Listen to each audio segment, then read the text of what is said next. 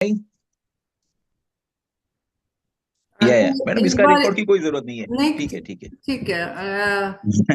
नहीं मैं नहीं, कर खाली आपका होने दो, एक कोई टेंशन। इंट्रोडक्शन दे दूं कि हमारे साथ हाँ। प्रणव सर हैं, जो कि स्टेम सेल एक्सपर्ट है, और आप लोग की बोलते हैं ना स्पेशल फरमाइश पर प्रणव सर हमारे साथ है और यूएस में बैठ के हमारा सेशन आज ले रहे हैं, क्योंकि हम लोग को जितना भी स्टेम सेल के बारे में आज जानकारी है, या जितने भी हमारे पेशेंट स्टेम सेल के थ्रू ठीक हो रहे हैं, वो सब प्रणव सर की वजह से है। तो इसके लिए आप लोग ने बोला और हमने इसके लिए सर को इनवाइट किया है कि प्लीज हमको थोड़ा सा और गाइड करें। तो टाइम नहीं लेंगे और प्रणव सर को कहेंगे कि पूरा डिटेल हमको स्टेम सेल के बारे में बताएं। Phytolife essence care stem cell. Welcome sir. Right, right. Welcome sir. Yeah good morning all. Good morning. Good morning इसलिए कि I am there in USA. आप लोगों की गुड इवनिंग है, बट आपके लिए भी गुड मॉर्निंग इसलिए कि eight that point of time when you wake up, that is called good morning, right. तो आज नई शुरुआत है। ये टाइम से अपन इसके बारे में कुछ और जानेंगे, हमारी आंखें खुलेगी, right. Now let us talk about what the stem cells are, to the point. बहुत ज्यादा डेप्थ में नहीं जाएंगे क्योंकि मेरे पास भी टाइम कम है। Day after tomorrow I am flying, right. तो अभी मेरा थोड़ा टाइम का भी शेड्यूल्स लफड़े में ही है। Main thing, what the stem cells are. आज हम स्टेम सेल के बारे में बात करने जा रहे हैं। Stem cell therapy. Stem cells है क्या, why it is required, patients को ही क्यों खास जरूरत है, दूसरों को भी तो है जरूरत, लेकिन पेशेंट्स को क्यों खास है। Let us understand patients, why they go to the doctors. जब भी उनको कोई दिक्कत होती है, तकलीफ होती है, certain symptoms are there which are harassing them, उससे इजात पाने के लिए, उससे ठीक होने के लिए, उससे छुटकारा पाने के लिए, right. When we go to the doctor, they prescribe you medicine. You take the medicine for 3 days, 5 days, 7 days, 15 days, and you get rid of that issues. वो आपके प्रॉब्लम्स जो है वो निकल जाते हैं। बहुत सारे डिसीज के प्रॉब्लम्स निकल जाते हैं, लेकिन बहुत सारे डिसीज ऐसे हैं कि प्रॉब्लम निकल जाते हैं, डिसीज वैसा ही रहता है, लाइफ टाइम रहता है, right. They are chronic diseases. देखो कौन से डिसीजेस ठीक हो पाते हैं और कौन से नहीं हो पाते। Late us understand. डिसीज वैसे तो देखा जाए तो बहुत सारे हैं, there are lot many diseases, you can not count. बहुत सारे हैं, राइट। लेकिन अगर इसको दो पार्ट में डिवाइड किया जाए तो एक है एक्सटर्नली एक्वायर्ड डिसीजेस, दूसरा है internally develop with in your body. Externally disease जो एक्वायर्ड होते हैं, राइट, एक्सटर्नली एक्वायर्ड डिसीज वो कैसे होते हैं। Bacterial infections, viral infections, प्रोटोजुअल infections, parasitic infections, fungal infections. तो बाहर से हमारे बॉडी के अंदर जितने भी डिसीज आते हैं, they are all externally acquired diseases. और ये सारे के सारे डिसीज एलोपैथी की ट्रीटमेंट से we can get rid of them, उनको हम निकाल बाहर कर सकते हैं, we can kill all the diseases. लेकिन जितने भी डिसीज बॉडी के अंदर से पैदा हुए, for example blood pressure, cardiac issues, renal failure, CKD, AKD, neurological disorders, thyroid, thalassemia, cancer, diabetes, they are not externally acquired, वो बॉडी के अंदर से पैदा हुए हैं। और ऐसे जितने भी डिसीजेस है, they can be managed, they can be controlled, they can not be cured. Am I right. ऐसे जितने भी डिसीज है उसको हम ठीक नहीं कर पाते, उसके सिम्टम्स को सप्रेस कर सकते हैं, उसके प्रोग्रेशन को हम रोक सकते हैं आगे बढ़ने से या डिले कर सकते हैं, but we can not get rid of that diseases. ये डिसीजेस लाइफ टाइम हमारे साथ रहते हैं। If they are diseases, why can't we treat them, why can't we cure them. Disease है तो वो ठीक होना ही चाहिए ना। Because it is not disease, ये ठीक नहीं होता। That has been termed as a disease, but they are not actually the disease, they are the disorders of the organs. ये जितनी भी मैंने बातें बताई, वो सारे के सारे डिसीज ऐसे हैं जो ऑर्गेनल डिसऑर्डर्स की वजह से आए हुए। और ऑर्गेनल डिसऑर्डर्स कब होता है और कैसे होता है, सेल्यूलर डैमेज की वजह से। आपके ऑर्गन के जो स्पेशलाइज सेल होते हैं वो अगर डैमेज हो गए या डिस्ट्रॉय हो गए, तब जाकर के ये प्रॉब्लम्स आती है। ऑर्गन हमारा सेल से बना है, एवरीबॉडी नोज।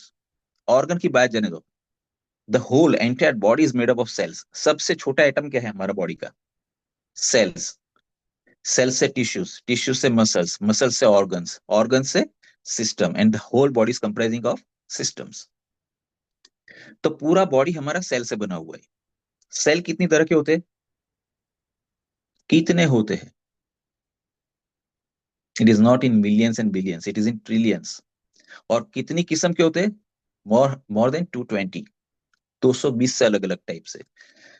इसमें से अगर इनको भी अगर दो ही पार्ट में अगर हमको डिवाइड करना है to make it easy to understand, एक होता है नॉर्मल सेल्स या तो रेगुलर सेल्स, और दूसरा जो होता है दैट इज स्पेशलाइज्ड सेल्स।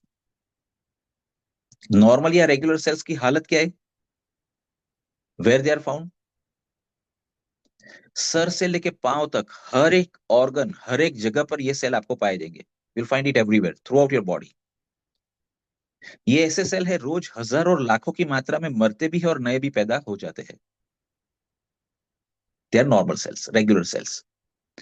दूसरे किस्म के जो सेल्स है specialise cell,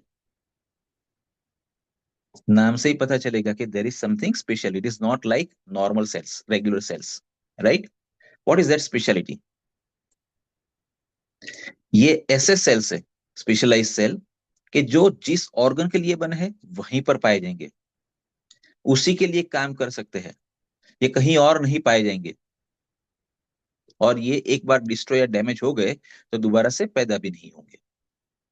for example, let us take cardiac sales.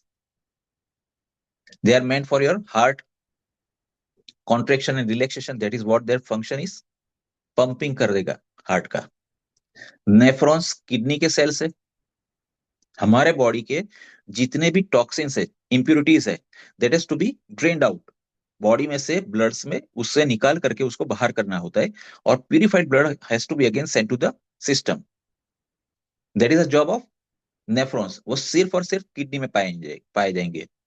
Pulmonary sales अपने फेफड़ों के लिए है, लंग्स के लिए वहीं पर मिलेंगे।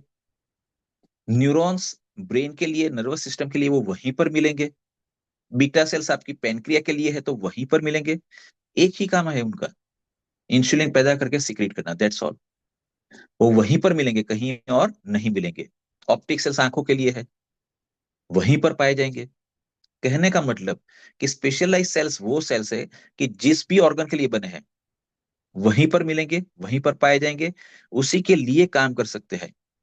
लेकिन उसका प्रॉब्लम है, एक बार डैमेज हो गए या डिस्ट्रॉय हो गए, neither it can be repaired nor it can be regenerated. And that is why all the diseases which are generated from within, organelle disorders की वजह से हुए हैं, वो सारे के सारे कैसे हैं? स्पेशलाइज सेल्स की डैमेज या तो डिस्ट्रॉय होने की वजह से। And that is why doctor always says ये क्रोनिक डिसीज है, they are going to be your life time companions. उसको अपन कंट्रोल कर सकते हैं, we can not cure it, because they know कि स्पेशलाइज सेल का प्रॉब्लम है, ये नया पैदा नहीं होगा, ये रिपेयर नहीं होगा, ये पैदा भी नहीं होगा। So whatever is there, you have to bear with it life time. उससे जुड़ी जो दिक्कत है उसको ठीक करने के लिए, उससे उसको सप्रेस करने के लिए we have got medicine. So this is a basic difference between normal cells and the specialize cell. As I said, जितने भी डिसीज हमारे बॉडी के अंदर से पैदा हुए वो ठीक इसलिए नहीं हो रहे कि स्पेशलाइज सेल गया है, राइट? अगर हमको उसको ठीक करना है तो क्या करना पड़ेगा? यू टू टेक केयर कि जो स्पेशलाइज सेल हमारा डैमेज हुआ है या तो डिस्ट्रॉय हुआ है, either it is to be repaired or replaced.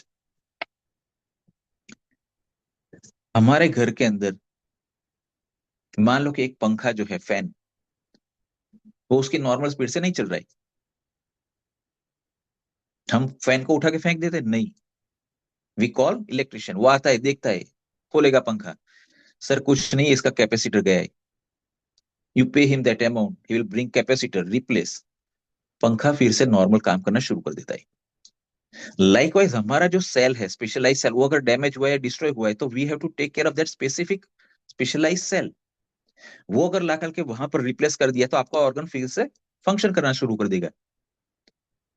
मान लो कि किसी के बीटा सेल्स डैमेज होने की वजह से उसका शुगर ठीक ठीक से चॉप डाउन नहीं हो रहा है, राइट? उसको डायबिटीज आ गया, मान लो कि अगर 500, ये तो सिर्फ समझने के लिए है, कि मान लो कि 1000 सेल है हमारे बीटा सेल, उसमें से 400 खला खला मीन्स डिस्ट्रॉय हो गए या तो डैमेज हो गए, तो डेफिनेटली जितना इंसुलिन पहले बनता था उतना नहीं बनेगा। अगर हम ये 400 जो डिस्ट्रॉय हुए हैं या तो डैमेज हुए उसको रिप्लेस कर दे नए 400 से, विच इज फुल्ली फंक्शनल, तो फिर से पहले जितना इंसुलिन बनना शुरू हो जाएगा। जितनी शुगर आप पहले खाते थे आप भी खाओ, आज भी खाओगे तो भी वो चॉप डाउन हो जाएगी, दैट विल बी डाइजेस्टेड। तो कहने का मतलब कि हमको क्या करना पड़ेगा, काम करना पड़ेगा स्पेशलाइज सेल के ऊपर। जो स्पेशलाइज सेल आपके डैमेज हुए हैं या डिस्ट्रॉय हुए उसको रिप्लेस करना पड़ेगा with a newer functional specialize cell. लाएंगे कहां से? हमको पता चल गया कि भाई नया स्पेशलाइज सेल अगर वहां पर लाके रख दिया जाए और वो फंक्शन करना शुरू कर दे तो ये प्रॉब्लम चला जाएगा। तो वो मिलेंगे कहां से? What are the sources from where we get the specialize cell? कोई हॉस्पिटल, कोई डॉक्टर, कोई लेबोरेटरी, कोई केमिस्ट शॉप, कहीं पर ये नहीं मिलते। स्पेशलाइज सेल जो आपके हैं वो आपको एक जगह से मिल सकते हैं जहां से वो पैदा होते हैं। So we need to understand कि ये स्पेशलाइज सेल आपके बॉडी में पैदा कहां से होते हैं, what are the sources.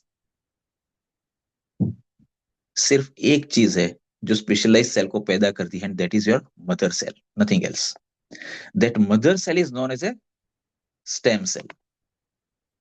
There is a technical word for mother cell. Mother cell मिलेगा कहां से? कहीं से तो मिलना चाहिए ना, जब वो मिलेगा तब स्पेशलाइज सेल आएगा। अभी ये तो वो वाली बात हो गई कि पहले मुर्गी या पहले अंडा। स्पेशलाइज सेल डैमेज हुआ तो हमको चाहिए मदर सेल उसको रीजनरेट करने के लिए, लेकिन मदर सेल आया कहां से? मुर्गी थी तब। Got my point? तो मेन चीज क्या है, जहां जहां पर भी ऑर्गन्स है, ऑर्गन्स अलग अलग काम कर रहे हैं, तो वहां पर स्पेशलाइज सेल होंगे। और वहां पर जहां पर स्पेशलाइज सेल होंगे तो वो पैदा कहां से हुएंगे? मदर सेल से, स्टेम सेल से। हमारे बॉडी में भी सारे ऑर्गन्स है, सारे ऑर्गन्स का अलग अलग फंक्शन है, तो स्पेशलाइज सेल हमारे बॉडी के अंदर है, आएंगे कहां से? मदर सेल से। सीधा मतलब है कि हमारे बॉडी के अंदर भी हमारे खुद के मदर सेल्स, हमारे खुद के स्टेम सेल्स बॉडी के अंदर ही मौजूद है। अगर ये हमारे बॉडी के अंदर मौजूद है तो नया स्पेशलाइज सेल अब बन क्यों नहीं रहा? सिंपल। जो मदर सेल, जो स्टेम सेल हमारे बॉडी के अंदर है, दे आर डॉर्मेंट, इनएक्टिवेटेड है। एंड डॉर्मेंसी है इसलिए वो नया सेल पैदा नहीं कर पाते। Exactly what has happened for that dormancy? थोड़ा पीछे जाना पड़ेगा उसके लिए, राइट? पहले तो हमारा बॉडी आया कहां से, हमारे ऑर्गन्स आए कहां से? ऐसा तो नहीं हुआ था ना कि एक बच्चा पैदा होने के 3 मिनट के बाद उसकी आंखें फिट की, 2 घंटे के बाद उसका हार्ट, 3 घंटे के बाद लीवर, या 5 मिनट के बाद उसके फेफड़े। When a child is being delivered, he is being delivered fully developed with all the organs which are functional. तो जब डिलीवरी होती है, बच्चा बाहर आता है, तो उसके सारे के सारे ऑर्गन्स होते हैं, सारे के सारे ऑर्गन्स फंक्शनल होते हैं। तो वो ऑर्गन्स आए कहां से? From the womb of a mother. वो माँ के गर्भ में ही डेवलप हुए ना, during that 9 months of time. So let us understand what must have happened. Pregnancy कैसे रहती है? A sperm and ova that get fuses, उसके फ्यूजन से after fertilization first cell is generated and that is zygote. The zygote, the first cell of your life, very very small, microscopic cell, you cannot see with your naked eye also, microscope में देख सकते हो उसको। वहां से आपकी life की शुरुआत है। If you are 60 you are not 60, you are 60 plus 9 months, right? Zygote की शुरुआत है, वहां से आपकी लाइफ की शुरू होती है। हाँ, आप पृथ्वी पर जब पाँव रखते हो वहां से आपकी बर्थडे गिनी जाती है, लेकिन आपकी पैदाइश कहां से होती है? From that zygote. अभी मान लो कि पहला सेल जो है जायगोट, बीइंग सेल, उसका काम क्या है? ये एक सेल है, slowly and gradually it will start dividing. बीच में उसका न्यूक्लियस है, वो डिवाइड होके एक में से दो न्यूक्लियस हो गए, दो सेपरेट सेल बन गए। Division and multiplication, that is what normally cells does. एक सेल में से दो सेल हुए, दो में से चार, चार में से 8, 16, 32, 64, लाइक वाइज ये बढ़ते बढ़ते पहले महीने में मान लो कि 50 लाख या 1 करोड़ सेल बन गए। दूसरे महीने में 2-3 करोड़ सेल बन गए। ऐसे ऐसे ये आगे आगे बढ़ता रहता है, डिवीजन, मल्टीप्लीकेशन होता रहता है। तो पहले एक सेल था, बाद में सेल का थोड़ा गोला बना, बड़ा गोला, तीसरा, चौथा, पांचवा, 9वां महीना। हैव यू एवर हर्ड कि किसी का एक बच्चे के बजाय सेल का गोला बाहर आया? नहीं, पूरा बच्चा बाहर आता है, fully develop, heart, lung, liver, kidney, eyes, everything is functional. तो ये जो सिस्टम्स तैयार हुई वो कहां पर हुई? माँ के गर्भ में, इन अ वूम्ब ऑफ अ मदर। तो ये जब एक में से दो, दो में से चार, ऐसे ऐसे बन करके मान लो कि पहले 2 महीने में 2-3 करोड़ सेल बन गए। तो ये 2-3 करोड़ सेल के अंदर वो कैपेसिटी नहीं है, लेकिन वो 2-3 करोड़ सेल में से कोई 200, 500, 700, 1000 सेल है जिसको बोलते हैं मदर सेल। और ये जो मदर सेल है, they have got that capacity, they can get transformed in a specialized cell.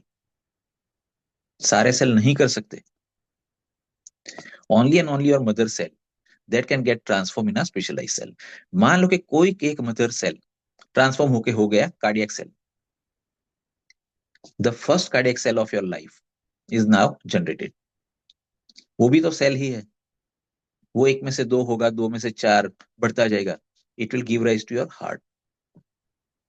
कोई एक सेल बन गया नेफ्रॉन, वो आपकी आगे जाकर के किडनी तैयार करेगा। ऑप्टिक सेल है, आंखें तैयार करेगा। न्यूरॉन है, नर्वस सिस्टम है, ब्रेन तैयार करेगा। डर्मल सेल है, आपकी स्किन तैयार करेगा। पल्मोनरी सेल से आपके फेफड़े बनाएगा। हिपेटिक सेल है, आपके लीवर को तैयार करेगा। कहने का मतलब कि ये जो शुरुआती तौर के जो मदर सेल्स थे, जो ट्रांसफॉर्म होकर के स्पेशलाइज सेल में कन्वर्ट हो गए, वही जाकर के आपके ऑर्गन्स तैयार करते हैं। एंड ये ऑर्गन्स सिंक होकर के पूरा एक सिस्टम बनाता है, और then your body start functioning. तो कहने का मतलब कि हमारे बॉडी के अंदर हमारे खुद के मदर सेल ऑलरेडी मौजूद है, तभी तो ये सारे ऑर्गन्स बने। एंड व्हेन वी डिलीवर्ड, हम बाहर आए तो हमारा था क्या? A child is attach with the mother with a placenta, umbilical cord, जिसको हम लोग नाड़ बोलते हैं। उससे वो माँ के साथ जुड़ा हुआ रहता है, वहां से उसका पूरा नर्चरिंग होता रहता है, राइट। अभी जब बच्चा बाहर आ गया, फुल्ली डेवलप्ड चाइल्ड है, उसका सर है, पाँव है, हाथ है, नाक है, कान है, आंखें है, उसके हार्ट, लंग, लीवर, किडनी सारे फंक्शन, ऑर्गन्स फंक्शनल्स है। अभी उसको एडिशनल किसी चीज की जरूरत नहीं है, उसको ना तो 2 हार्ट चाहिए या ना 3 आंखें चाहिए। तो जो भी उसको एज पर जेनेटिक कोड बनना था वो पूरा होकर के, डेवलप होकर के बाहर आ गया। अब एडिशनली कोई चीज की जरूरत नहीं है। जब बाहर आ गया, जब उस यहाँ से नाड़ को काटेंगे to separate the child, placenta को, तो वो टाइम के बाद slowly and gradually mother and child दोनों के मदर सेल अभी डॉर्मेंट फेज में चले जाएंगे, दे विल बिकम इनएक्टिव, क्योंकि अभी उनको नया कुछ पैदा नहीं करना है। जितने ऑर्गन डेवलप होने थे हो चुके हैं, जो उसके हिसाब से लिखे गए थे, एवरीथिंग इज बीइंग जनरेटेड। तो उसके बाद जितने भी स्टेम सेल्स आपके बॉडी में है, मदर सेल्स, वो सारे के सारे डॉर्मेंट हो गए। And this dormancy is life time. तो सारे के सारे, all that people who are live, उनके अंदर उनके खुद के स्टेम सेल्स है, मदर सेल्स है, but they are not functional because they are dormant. And because of this dormancy वो नया स्पेशलाइज सेल अभी पैदा नहीं कर सकते। And that is why all that organelle disorders, चाहे वो कार्डियक हो, चाहे वो रीनल हो, चाहे वो आपके डायबिटीज का ले लो, कोई भी ले लो, जो ऑर्गेनल डिसऑर्डर आया है, उसको मालूम है कि भाई ये स्पेशलाइज सेल अभी दोबारा बनेगा नहीं, तो ये रिपेयर होगा नहीं, ये जो डिसफंक्शन हुआ है तो वो नॉर्मलाइज होगा नहीं, क्योंकि नया स्पेशलाइज सेल बनने वाला नहीं है। अभी प्रॉब्लम ये हो गया कि हमको मालूम है कि स्पेशलाइज सेल पैदा हुए मदर सेल से, हमारे बॉडी के अंदर हमारे खुद के मदर सेल्स है, प्रॉब्लम है कि वो फंक्शनल नहीं है। अभी हमको क्या करना पड़ेगा? बाहर से एक ऐसा मदर सेल लाके बॉडी में डालना पड़ेगा जो खुद एक्टिवेटेड है, और अगर वो अपना स्पेशलाइज सेल बनाना शुरू करे तो whatever losses are made, जितने भी स्पेशलाइज सेल डैमेज हुए उसको हम रिप्लेस कर सकते हैं।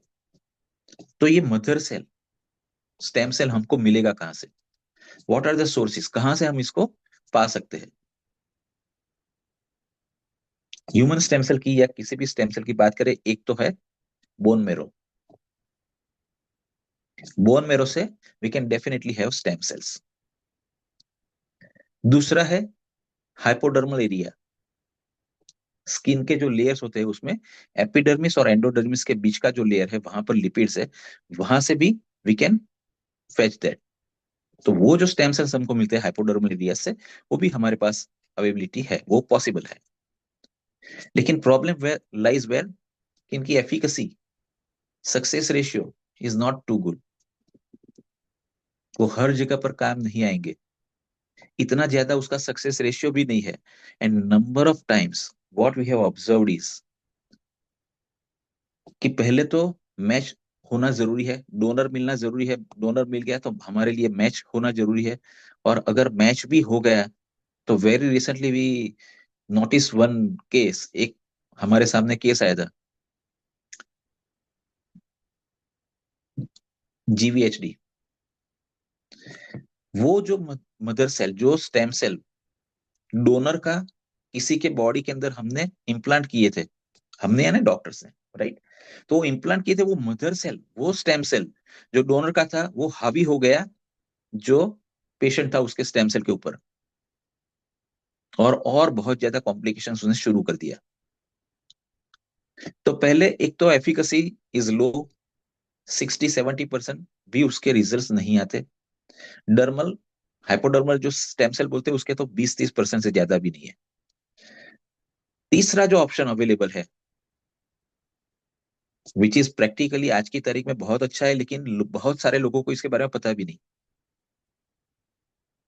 Embryonic stem cells which are being preserved at the time of delivery when a mother gives rise to a child. वो एक बच्चे को पैदा करती है, दोनों की नाड़ के बीच में से, right from the umbilical cord, that embryonic stem cells can be derived. उसको प्रिजर्व करने के लिए आज स्टेम सेल्स की बैंक्स भी अवेलेबल है everywhere, even in India it is available. वो जो स्टेम सेल्स है उसको आप प्रिजर्व कर सकते हो, they are the human embryonic stem cells. वो बहुत अच्छे काम करते हैं, 70-80% रिजल्ट आर देयर। और उसको प्रिजर्व भी किया जा सकता है 25 साल, 30 साल, 35 साल तक। लेकिन वो जो थेरापी है दैट इज वेरी कॉस्टली। पहले तो उसको प्रिजर्व करने के लिए यू नीड टू पे लैक्स ऑफ रुपीज, और जब जरूरत पड़े शायद 5, 15, 20 साल के बाद वो बच्चा जिसका हमने प्रिजर्व करके रखा है, अगर उसको किसी चीज के लिए जरूरत पड़ी, you have to call it back. उसको लेबोरेटरी में जिस ऑर्गन के लिए दिक्कत है उसके लिए कल्चर और कल्टीवेट करना पड़ेगा, then it is to be implanted in the body. तो वो टाइम पे 15, 18, 20, 25, 30 लाख जैसा डेलिकेट ऑर्गन, उसके हिसाब से उसकी फीस लगेगी। So important is what, whether we need to preserve or not. Preserve करना बहुत जरूरी है, डेफिनेटली उसकी कॉस्ट बहुत ज्यादा है। बिकॉज अभी लास्ट ईयर ही मेरी बच्ची के यहाँ बच्चा पैदा हुआ, तो हमने उसका प्रिजर्व किया। आकर के 10 मिनट में वो जो स्टेम सेल लेके गए ना, दे चार्ज $2200। और अभी एवरी ईयर, हर साल मेंटेनेंस के तौर पे उनको 850 से लेकर के $1000। मान लो कि उसको हम 30-35 साल तक उसको प्रिजर्व किया, यानी अनदर 30-35 थाउजेंड डॉलर्स, यानी 30-35 लाख रुपया उसको सिर्फ प्रिजर्व करने के चार्जेस है। बाद में जब जरूरत पड़े तो उसको वापस मंगा करके कल्चर और कल्टीवेट करके बॉडी में इंप्लांट करने का, वहां पर 15, 20, 25, 30 लाख और। सो that is not an pocket size of every Indian here, right. तो वो एक प्रॉब्लम है ही है। लेकिन इतना ज्यादा चार्ज क्यों लगाते हो? क्योंकि ये जो अम्बिलिकल आपके स्टेम सेल्स है, एम्ब्रियोनिक स्टेम सेल, उसको प्रिजर्व करने के लिए -196 टेम्परेचर मेंटेन करना पड़ता है। It has to be freezed, and -196 अगर हमको टेम्परेचर लाना है तो how much energy consumption will be there. सीधी बात है, गर्मी के मौसम में जब हम एसी चलाते हैं, वो चाहे 24 पे चले या 20 पे, plus I am talking about +20, और फिर भी वो 8,000, 10,000, 12,000 का हमको इलेक्ट्रिसिटी बिल देता है। +20 में अगर -196 तक लेके जाना है, you can make it out कि भाई कितना लगेगा। So what they charge is not absurd. ठीक ही है, हमको नहीं परवड़ेगा वो अलग बात है, लेकिन वो चार्ज तो लगेगा ना। तो कहने का मतलब कि वो जो एक सोर्स है, embryonic stem cell, that is a best source available. अगर वो प्रिजर्व करके रखा है, तो अभी कितने लोगों ने प्रिजर्व किया है? इंडिया के 140 करोड़ लोगों में से 0.0001% से भी कम। कहने का मतलब कि नहीं किया है, यू कैन से, मोटे मोटे तौर पे यू कैन से कि भी किसी ने अभी नहीं किया। हम अगर 10,000 लोगों से बात करें कि कोई 2-3 लोग भी शायद मिले जिसने किया है या इसके बारे में जानता भी है। तो लेट अस फॉरगेट, वो सोर्स हमारे लिए है नहीं। बहुत अच्छा सोर्स है, लेकिन because it is out of our reach. तो एक हो गया बोन मैरो से, दूसरा हो गया हाइपोडर्मल एरिया से, और तीसरा हो गया embryonic stem cells which are being preserve. अभी ये तीन में से हमारे पास आज की तारीख में कोई पॉसिबिलिटीज है नहीं, क्योंकि जैसे मैंने बताया, बोन मैरो से जो लिया है वो उसके एफिकेसी इतनी ज्यादा नहीं है, 50-60% का रिजल्ट आता है। अम्बेलिकल ये अपना हाइपोडर्मल में से लिया वो तो 20-30% की बात है, राइट। और एम्ब्रियोनिक का है, उसका बहुत अच्छा है, लेकिन हम लोग ने अभी तक प्रिजर्व नहीं किया। I mean this field since last 40 years, 39 years. मेरी खुद की दो बच्चियां थी, एक 25 की है, एक 30 की है, किसी का हमने प्रिजर्व नहीं किया। क्यों? इट वॉज नॉट दैट कि हमको प्रिजर्व नहीं करना था, और we don't believe in that. The fact is at that point of time this technology was not made available. आज वो अवेलेबल है, पिछले 12-15 साल से, लेकिन वो जैसे मैंने बताया, उसकी कॉस्ट आउट ऑफ रीच है। तो ये दो चीजें हो गई। अभी ह्यूमन स्टेम सेल हमारे पास है नहीं, प्रिजर्व करने के लिए जो सोर्सेस है that is not practically available. दूसरा कौन सा हो सकता है? एनिमल्स। जैसे ह्यूमन के अलग अलग ऑर्गन्स होते हैं, बॉडी पार्ट, वैसे एनिमल्स के भी है। उसका भी heart, lung, liver, kidney, everything is there. तो अगर उसके भी ऑर्गन्स है, तो सीधा मतलब है उसके ऑर्गन को फंक्शन करने के लिए स्पेशलाइज सेल चाहिए। स्पेशलाइज सेल चाहिए तो आएंगे कहाँ से? सिर्फ मदर सेल से, स्टेम सेल से। तो उनके बॉडी में भी स्टेम सेल्स है, nobody can deny. Then what is the issue? उसके ऊपर भी बहुत सारे ऑलरेडी प्रैक्टिकल्स हो चुके हैं, एक्सपेरिमेंट्स हो चुके हैं, but that was not successful only because human and animal cells are different. उसका constitution of cell is different, they don't get fused. Match ही नहीं होता है तो फ्यूज नहीं होगा, और जब ये फ्यूजन नहीं होगा तो ऑब्वियस है कि it will not be able to work in your body. तीसरा ऑप्शन कौन सा रह गया? ह्यूमन का निकल गया, एनिमल का निकल गया। अब एक ऐसी चीज चाहिए जो जिंदा भी है, जिसके मल्टीपल ऑर्गन्स भी है, organs are functional and they are performing different duties. इसके बारे में थॉट आया एक साइंटिस्ट को, who is there in Switzerland, far away from India, right.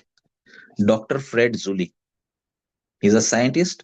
मीबेल biochemistry करके स्विट्जरलैंड की एक बहुत बड़ी रिसर्च ऑर्गेनाइजेशन है, उसके वो फाउंडर है।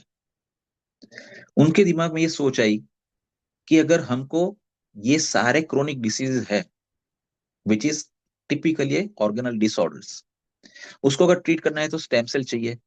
ह्यूमन हर एक के पास की बात नहीं है, everywhere it is not practically available. Animals के बॉडी में काम नहीं कर रहे, why can't we try plants? ये उसके दिमाग में आया। Plants because they are living things, it is scientifically proven. और वो प्रूवन भी किसी और बाहर के बंदे ने नहीं, हमारे खुद के डॉक्टर जगदीश चंद्र बोस ने साइंटिफिकली प्रूव किया हुआ है कि plants they do have life. उनके पास भी वो सारी चीजें हैं जो आपके पास है। They do have different organs and organs are performing different duties. Plant के कौन से ऑर्गन होते हैं? उसका रूट होता है, उसका स्टेम होता है, उसकी ब्रांचेस होती है, सब ब्रांचेस होती है, लीव्स होते हैं, फ्लावर, फ्रूट, सीड, ये क्या है? They are organs of the plant. और ये जो ऑर्गन्स है दे परफॉर्म डिफरेंट ड्यूटीज। जो काम उसके स्टेम का है वो उसके फ्रूट का है नहीं है। जो उसके फ्रूट का है वो उसके सीड्स का नहीं है। जो काम सीड्स का है वो उसके लीव्स का है नहीं। जो लीव्स का है वो फ्लावर का नहीं। Means they perform different duties, and to perform different duties in your organs there has to be a presence of specialized cell। कहने का मतलब कि प्लांट के अंदर भी स्पेशलाइज सेल हो सकते हैं, मदर सेल हो सकते हैं, स्टेम सेल हो सकते हैं। ऐसा उसके दिमाग में एक थॉट प्रोसेस चला। He started working on that. See we know what type of people scientist are there. उसके ऊपर उसने कम से कम 15 साल, एक दो नहीं, 15 long years he spent on that to make it out कि स्टेम सेल है तो है क्या, कहां पर है, कैसे उसको डिराइव किया जा सकता है। And after the 15 long years practice experiments he could derive stem cells from the plants। और जब ये प्लांट के स्टेम सेल्स उसने डिराइव कर लिए उसके बाद उसके ऊपर कम से कम 1.5 से 2 साल डबल गोल क्लिनिकल ट्रायल्स चले। क्योंकि जैसे इंडिया में होता है हर जगह पर वो पॉसिबल नहीं है। US, Canada, Switzerland, European countries, you have to go for the clinical trials prior to put that product in the market. तो उसके जब क्लिनिकल ट्रायल्स चले तो पता चला कि इसकी कोई साइड इफेक्ट्स नहीं है। And secondly their efficacy ratio is very high. They are very much effective. Very important, effective तो है ही है, साइड इफेक्ट्स नहीं है। एज वी नो कि बहुत सारी मेडिसिन इंडिया में ओटीसी पर भी मिल जाती है, over the counter, chemist can give you, and that medicine are already banned over here. Number of drugs which are being prescribe by the doctors in India they are also banned here. क्यों? Because they have got a side effects. तो यहाँ पर efficacy तो चाहिए ही चाहिए, side effects जितना कम हो possible, at least hazardous side effects होने ही नहीं चाहिए। तो वो जब सारी चीजें सामने आई 1.5 2 साल के क्लिनिकल ट्रायल्स में, then it was applied for the US FDA approval. और यूएस एफडीए अप्रूवल आ जाने के बाद इसको अमेरिकन पेटेंट करवाया।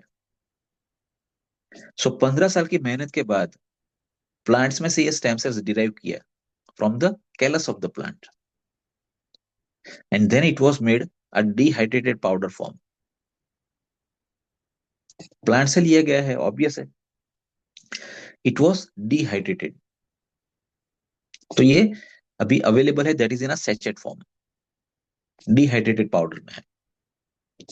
अभी ये तैयार हो गया, वी नीड टू नो कि ये कहां से मिला, because there are lakhs and crores of plants available. सबके स्टेम सेल हमारे बॉडी में काम आएंगे? नहीं आएंगे। हमारे बॉडी में वो स्टेम सेल काम आएंगे जो हमारे एम्ब्रियोनिक स्टेम सेल के साथ रिजेंबल करते हो, उसके अलावा पॉसिबल नहीं है। तो ये सारे 15 साल जो लगे, इतना लंबा टाइम वो उसी में लग गया। तो ये 15 साल की मेहनत के बाद जो दो प्लांट्स ये लोग के हाथ में आए वो थे Malus domestica and solar vitis. Malus domestica and solar vitis, they are the botanical name, they are the organic name, genetic name I would say. Practically देखा जाए नॉर्मल वर्ड्स के अंदर तो ये है क्या? Malus domestica is a green apple, solar vitis is a black grape. अभी आप बोलोगे कि ये हर जगह पर अवेलेबल है, इंडिया में भी है, नेपाल में भी है, मलेशिया में, Thailand, you go anywhere you will find this. Then why only malus domestica? We all know mangoes, कैरी, आम की जो भी सीजन गई है, सभी आम ही होते हैं ना, but how many types are there, how many species are there? Rajapuri, Totapuri, Langra, देशी, हाफूस, रत्नागिरी, बादाम, 200 plus different types are there. Likewise, even in green apple, there are more than 56 different species are there. Out of that, Melas domestica is one, which is available only and only in Switzerland. And that too, it is a vanishing species. वो लुप्त होती प्रजाति है। Solar vitis is again a black grape, हर जगह पर मिलती है, यहाँ पर भी मिलती है, लेकिन ये भी वो प्रजाति है जो लुप्त हो रही है, वो भी सिर्फ और सिर्फ स्विट्जरलैंड में है। ना what is so good about it कि हमको उसी को लेना है। जो प्रजाति लुप्त हो रही है सिर्फ एक ही जगह पर अवेलेबल है, वहां से ही हमको क्यों लेना है? कुछ तो एडिशनल, कुछ तो स्पेशल होना चाहिए। सी, ग्रीन एप्पल यहाँ पर भी अवेलेबल है, वहां पर भी है, हर जगह पर है। कोई एक ग्रीन एप्पल हम इंडिया से या नेपाल से या कहीं से भी ला करके ये टेबल के ऊपर रख दें, and we keep it like that for next 7 days or 8 days or 10 days, what will happen to it? It will start rotting, वो पिचकना शुरू हो जाएगा ना। और if you bring a one, you keep it in pieces, उसको 4 piece में आपने करके एक डिश में खुला छोड़ दिया, व्हाट विल हैपन? 3-4 घंटे में oxidation will start, it will start turn black, right? वो ब्राउनिश और ब्लैक होना शुरू हो जाएगा, ऑक्सीडेशन शुरू हो जाएगा। इसके सामने जो मेलस डोमेस्टिका है, ग्रीन एप्पल मेलस डोमेस्टिका, उसको अगर हमने पेड़ से तोड़ करके ये मेज के ऊपर रख दिया ऑन दिस टेबल, और 2-5 दिन की बात जाने दो, 2-5 वीक के लिए हम बाहर चले गए, और बाहर से आके जब देखेंगे तो हमारे दिमाग में अलार्म बजेगा कि भाई ये हुआ क्या, somebody must have replaced, क्योंकि 5-7 वीक के बाद भी उसके ऊपर कोई एजिंग की शुरुआत नहीं हुई, वो पिचका नहीं, it has not started rotting at all. Day one हमने जैसा रखा था उतना ही फ्रेश एज ऑन टुडे वो दिख रहा है हमको। दूसरी बात, अगर हमने उसको कट करके 4 पीस में एक प्लेट में खुला छोड़ दिया, normal green Apple will turn black 2-3 घंटे में। ये जो मेलस डोमेस्टिका है जिसको हमने खुला छोड़ दिया, वो 2-3-4 दिन में भी उसके ऊपर वो ऑक्सीडेशन की शुरुआत नहीं होती। और एक और जादू जो बच्चे करते वो कर सकते, कि वो जो 4 पीस हमने काट के छोड़े थे उसको अगर इकट्ठा करके उसके ऊपर एक रबर बैंड लगा दिया, and we keep it like that for another 10-20 days, 20 दिन के बाद आप जब उसको खोलोगे तो हैव टू फाइंड कि मैंने उसको कट कहाँ से किया था। Self healing properties, longevity, right? Plant में ही होता है ऐसा नहीं, हमने हमारे घर के अंदर भी वो एग्जाम्पल्स देखे हुए, रिमाइंड करवाना पड़ता है। यू नो वॉल लिजर्ड्स, छिपकली जिसको हम बोलते हैं, वो वहां से जा रही है, हमने चप्पल उठा के उसको मारा, उसको लगा भी, उसकी पूंछ कट के नीचे पड़ गई और छिपकली भाग गई, राइट? दैट वॉल लिजर्ड, वो निकल गया। अभी वो जो पूंछ पड़ा है नीचे, उसको आप देखोगे तो 1-2 मिनट के लिए वो तिल मिलाती रहती है, राइट? और उसके बाद वो शांत हो जाती है, हमने उसको फेंक दिया।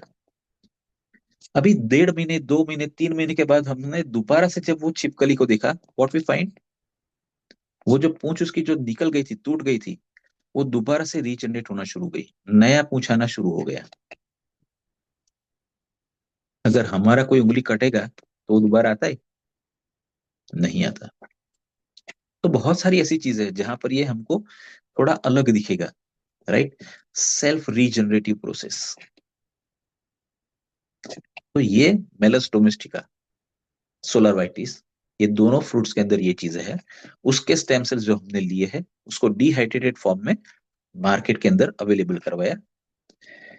ये मार्केट के अंदर जब आया तो सीधी सी बात है कि उसको लेने का तरीका भी बनाना पड़ेगा ना, when it is to be put in the market. तो उसको how to administer in your body, किसी भी मेडिसिन को, किसी भी चीज को अगर हमारे बॉडी में डालना है, what are the ways? Tablet या कैप्सूल है तो you need to swallow it, you need to chew it also, chewable tablets भी आती है, राइट? दूसरा होता है लिक्विड है तो आप पी लो उसको, इंजेक्टेबल है तो आप उसको बॉडी में इंजेक्ट कर लो, intramuscular, intravenous, whatever. Local application है, you have to apply on your skin, वो भी पॉसिबल है, ट्रांसडर्मल एब्सॉर्प्शन होता है वहां से भी। इसका जो तरीका बनाया लेने का, that is slightly different. It is to be taken under your tongue, जीभ के नीचे छोड़ना है, It is a sublingual application. Why sublingual and how it is better? कोई भी चीज अगर हम मुंह से लेते हैं थ्रू ओरल केविटी, तो वहां से हो जाएगा esophagus, then it will go to stomach, stomach में जाकर के उसका चर्निंग होगा, उसके बाद वहां से आगे जाएगा, आंतों में जाने से पहले liver will send the enzymes and वहां से उसको फिर प्रोसेस करके मेटाबोलाइज करके वो जो न्यूट्रिएंट्स हमको चाहिए वो आंत से फिर हमारे बॉडी के अंदर आएंगे ब्लड में, राइट। सब लिंगुअल में क्या है कि जो भी चीज ने आपने जीभ के नीचे छोड़ा वो वहां से सीधा एब्सॉर्ब होकर के आपके ब्लड स्ट्रीम में जाएगा। व्हाई?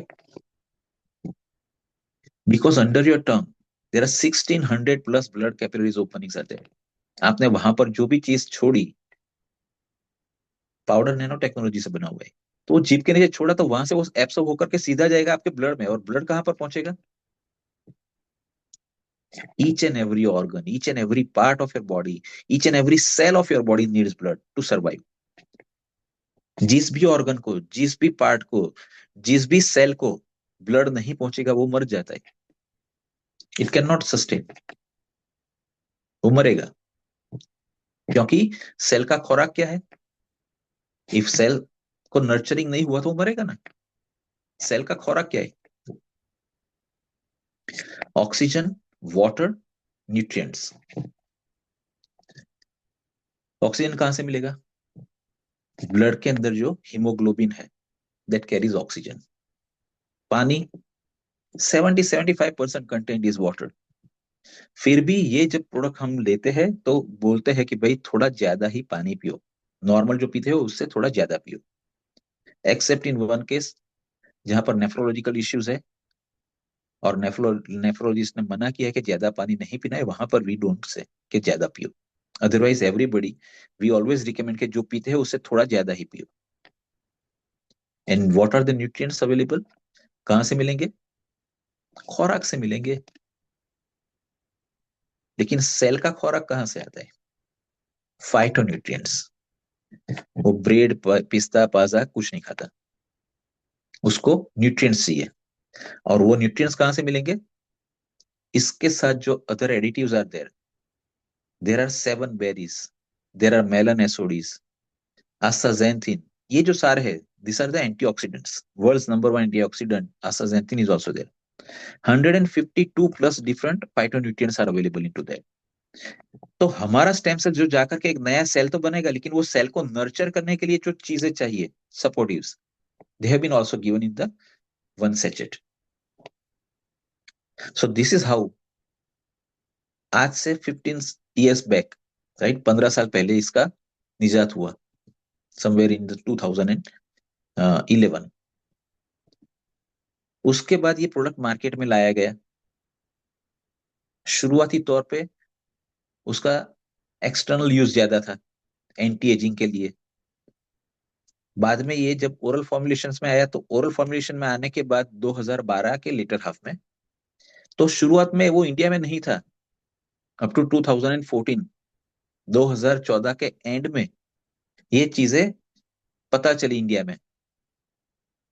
2015 में when I got to know कि भाई ये जो स्टेम सेल है वो ऐसा एक प्रोडक्ट आया है और वो ओरल ले सकते हैं ना। पिछले 30 सालों से, 40 सालों से मैं इस फील्ड में हूं, मैंने कभी सुना नहीं कि स्टेम सेल प्रोडक्ट भी हो सकता है। हो ही नहीं सकता, आउट ऑफ क्वेश्चन। तो बोले कि नहीं, प्रोडक्ट है, उसको जानना है, समझना है, तो you need to go to the company where it is available. I went to Malaysia for that reason. 2015 के फरवरी की बात है। I stayed there for 9 days Malaysia में। मैंने सारी चीजें देखी, ऑल दैट रिपोर्ट्स, जो कंपनी उसको बना रही थी, उसका जो मैन्युफैक्चरिंग था वो भी जाकर के दिखा वहां पर। और ये सारी चीजें देखने के बाद मैं जब वापिस आ रहा था फिर भी थोड़ा कंफ्यूजन था कि यार ये स्टेम सेल है ही है ना। सारे लोग बोल रहे कि है, रिजल्ट्स भी अच्छा दे रहे, उसके जो टेस्टिमोनीज वो लोग बता रहे थे वो उनको भी मैं पर्सनली जाके मिला था। लेकिन जब मैं इंडिया में आया एंड व्हेन आई थॉट कि भाई इसके ऊपर चलो सोचते, within 2 days I got the news के doctor Fred Zulick, who is a inventor, who is a scientist, जिसने ये स्टेम सेल्स का इजाद किया था, वो खुद मलेशिया आ रहे। So again after 17 days I went back to Malaysia just to attend the half day workshop of him. वहां पर जाकर के बहुत सारी चीजें थी, बहुत सारी क्वेरीज विच वाज रिजॉल्व, बहुत सारा एक्सप्लेनेशन मिला। उसके बाद आकर के हमने इसके ऊपर काम शुरू किया February 2015। सो यू कैन से it's more than 10 years now. और मैं बहुत अच्छे से ये बोल सकता हूँ कि मेरे पिछले 39 years में से last 10 years are my golden years. क्योंकि उसके पहले जो 29 years मैंने काम किया ना, it was like I have wasted my time. नहीं, उसके भी बहुत अच्छे रिजल्ट थे, लेकिन हर जगह पर अच्छे रिजल्ट नहीं मिलते। We have got limitations allopathy के अंदर। लेकिन यहाँ पर यह था कि जितने भी ऐसे डिसीज जहां पर एलोपैथी का काम नहीं चल आ रहा था, वहां पर इसके बहुत अच्छे रिजल्ट लिए। All the diseases which are not curable, we started getting cure, right. कोई भी any X Y Z, you name anything, अभी तक हमने thousands of people we have treated. Cancer, कोई भी cancer, any aetiology of cancer, maybe a breast cancer, cervical cancer, ovarian cancer, colorectal cancer, neurological dis ये problems मान लो, brain tumour ले लो, कोई भी leukaemia, lymphoma, any X Y Z, हमने सारे कैंसर को ठीक किया। कोई भी डिसऑर्डर, ऑर्गेनल डिसऑर्डर, पैरालिसिस हो, अल्जाइमर्स हो, पार्किंसंस हो, उसको भी हमने ठीक किया। Thalassemia, sickle cell anaemia, there is no cure to it, बहुत अच्छे रिजल्ट हमने पाए उसके अंदर। डायबिटीज, फाइन, 90 के ऊपर हमेशा से जिसका ब्लड शुगर रहता था उसका 120 हो गया। टाइप 1 और टाइप 2 दोनों डायबिटीज के अंदर इसके बहुत अच्छे रिजल्ट है।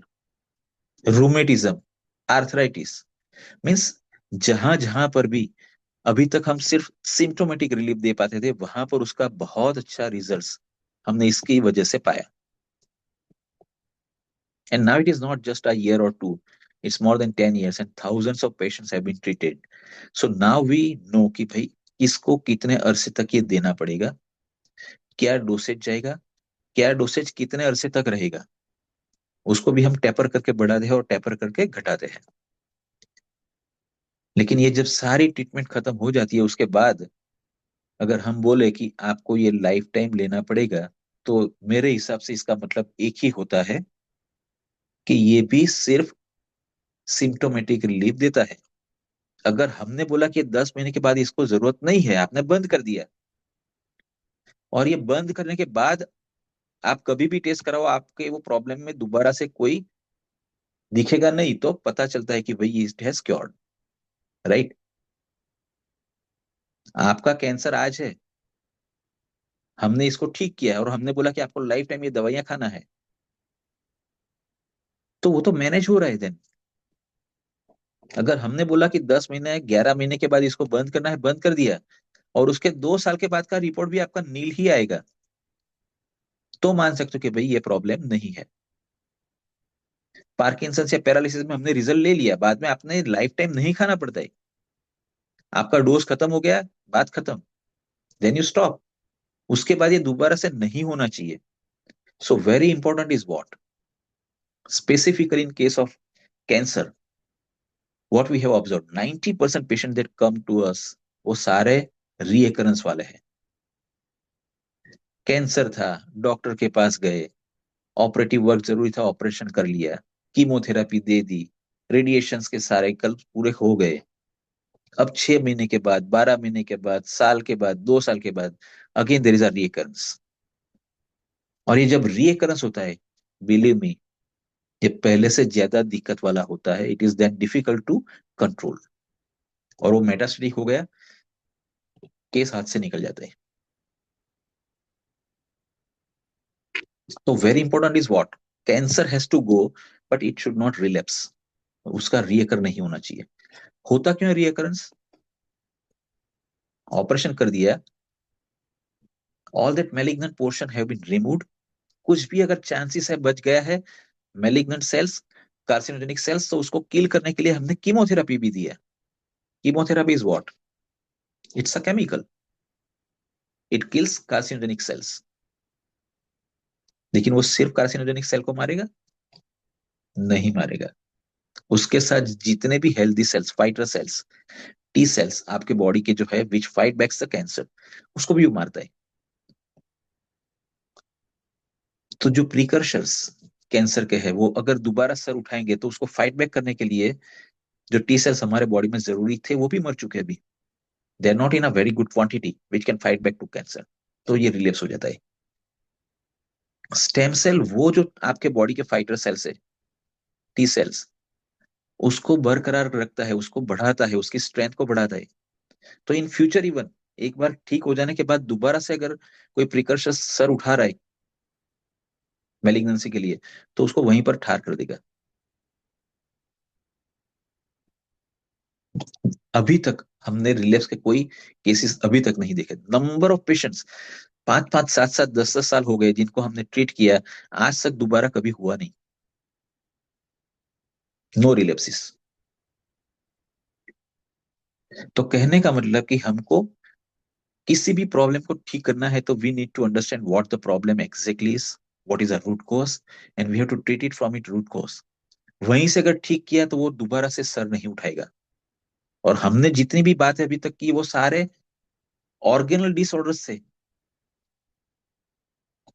कार्डियक इश्यूज ले लो, सीकेडी ले लो, एकेडी ले लो, थैलेसेमिया, डायबिटीज, न्यूरोलॉजिकल डिसऑर्डर्स, ये सारे के सारे है क्या? डिसीज नहीं है वो, डिसीज उसको टर्म किया गया है। Exactly they are disorders, organal disorders. Base उसके बेसिक प्रॉब्लम क्या थी उसकी root cause? Cellular damage, specialize cell के सेल्यूलर डैमेज, उसको हमने ठीक कर लिया विथ स्टेम सेल्स। तो ये प्रॉब्लम चला गया। सीधी सी बात है समझने के लिए कि स्टेम सेल जाकर के क्या करेगा, being a mother cell it will give rise to specialize cell, और वो उसको रिप्लेस करेगा। अभी प्रॉब्लम यहाँ पर आके खड़ा हो गया कि जो हमको करना है वो ह्यूमन बॉडी में करना है। Human stem cell can perform that things. जो हम दे रहे वो क्या है? Plant derived stem cells. Plant के मदर सेल क्या दे सकते हैं? प्लांट के स्पेशलाइज सेल, प्लांट के ऑर्गन्स पैदा करेगा। हमारे बॉडी में किसी की जरूरत है? हमारे बॉडी में रूट्स उगाने की या स्टेम की या पत्तियों की कोई जरूरत है? नहीं है। Then what is the mode of this stem cells? ये बॉडी में जाएगा, काम करेगा तो क्या करेगा, कैसे करेगा? Got my point? जैसे मैंने बताया कि इसको लेने का तरीका सब लिनियल है। Through blood it will reach each and every organ of your body.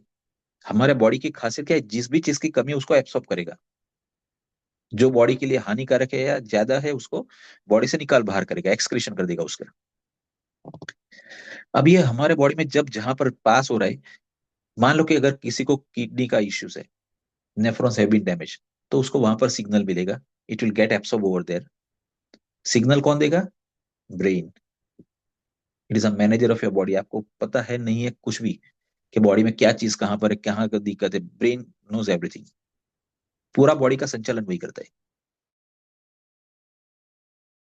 System nephrons के साथ वो अंदर एब्सॉर्ब हो गया, जाकर के it will get fuse to the stem cell.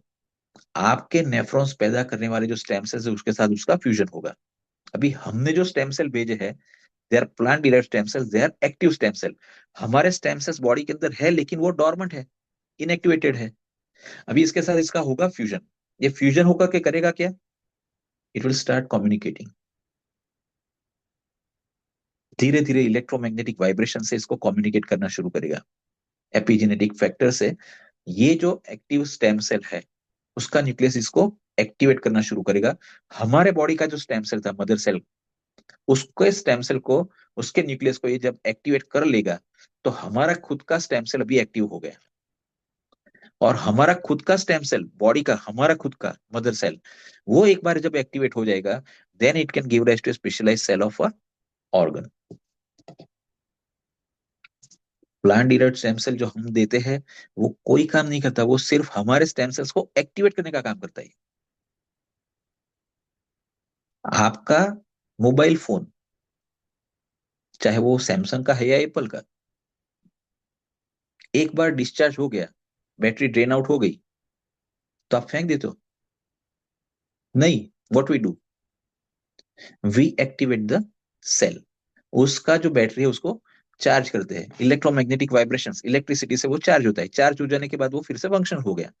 Likewise हमारे स्टेम सेल्स के ऊपर भी हम यही करते हैं कि हमारे बॉडी में हमारे मदर सेल, हमारे स्टेम सेल्स है, उसको हम additional stem cell which is activated, plant derived stem cell, उसको भेज करके सिर्फ उसको एक्टिवेट करते हैं, ना कि प्लांट के स्टेम सेल से नए ऑर्गन पैदा करते हैं, क्योंकि वो तो प्लांट ही करेगा, वो तो प्लांट के ऑर्गन ही बनाएगा ना। तो उसके पास सिर्फ एक ही काम है, वो हमारे बॉडी में जाकर के it will get fuse to the stem cells of our own, और हमारे स्टेम सेल्स को वो रीएक्टिवेट करना शुरू करेगा इलेक्ट्रोमैग्नेटिक वाइब्रेशन से, एपिजेनेटिक फैक्टर से। जब हमारा खुद का न्यूक्लियस एक बार रीएक्टिवेट हो गया, now it can give rise to a specialized cell. तो जो भी ऑर्गन में डैमेजेस थे वो सारे के सारे it can be nullified, it can be replace with a new one, तो ऑर्गन फिर से नॉर्मल काम करना शुरू कर लेगा। जितने भी ऐसे डिसीज बॉडी के अंदर आए which are you can say persistent since long, they can be removed, we can kick it out। तो आज तक जितने डिसीज अनक्योरेबल बोले जाते हैं या कहे जाते हैं या माने जाते हैं, all of them can be cured. दिक्कत एक रहेगी कि ये इंस्टेंट नहीं है। एलोपैथी में हमारे पास जो मेडिसिन रहती है वो 3 दिन, 5 दिन, 7 दिन, 15 दिन, इन सर्टन केसेस ट्यूबरकुलोसिस जैसा है, माइकोबैक्टीरियम ट्यूबरकुलोसिस, तो वहां पर 6 महीने का रिजीम चलता है, लेकिन ये 100% उसको ट्रीट कर लेता है। यहाँ पर ये 2 महीना, 4 महीना, 6 महीना, 8 महीना, 10 महीना लेना पड़ेगा। Looking at the severity, looking at the chronicness of the disease, उसके डोज हम डिसाइड करते हैं, कितने अरसे तक लेना पड़ेगा वो डिसाइड करते हैं, और जब उसके हिसाब से लिया जाए, believe me 100% results have been noticed till now. आज तक ऐसा नहीं हुआ कि हमने किसी को ये प्रोडक्ट दिया स्टेम सेल, जितना डोज बोला, जितने अरसे तक बोला, उसने लिया और रिजल्ट ना आया हो, ऐसा कोई केस नहीं है। जोश जोश में ले लिया, 2 महीने के बाद बंद कर दिया तो रिजल्ट नहीं आएगा, that is a waste of money only. तो लेना है तो सबसे पहले you need to be 100% convinced, उसके बाद आप लेना शुरू करो, and keep patience, keep faith on God. मेरी बातों का विश्वास मत करो, ऊपर वाले का तो कर सकते हो ना विश्वास, तो उसका विश्वास करो, वो रिजल्ट देता ही देता है, right. So this is all about exactly the what stem cells are. और हमारे जो स्टेम सेल्स है they are plant derived stem cells, it is in a sachet form along with the additives। तो नया एक स्टेम सेल जो specialize cell पैदा करेगा, उसको भी नर्चर करने के लिए बाकी की सारी चीजें इसके अंदर दी हुई है। So that is all about stem cells. Now any question regarding stem cell? जिसका भी क्वेश्चन रहेगा वो हैंड रेज कर दे तो हम प्रॉपर वे में फिर क्वेश्चनिंग कर पाएंगे।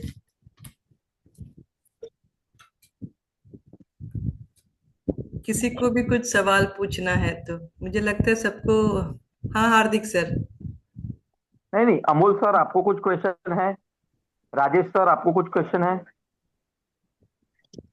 कुलकर्णी सर काही क्वेश्चन असेल तर विचारून घ्या.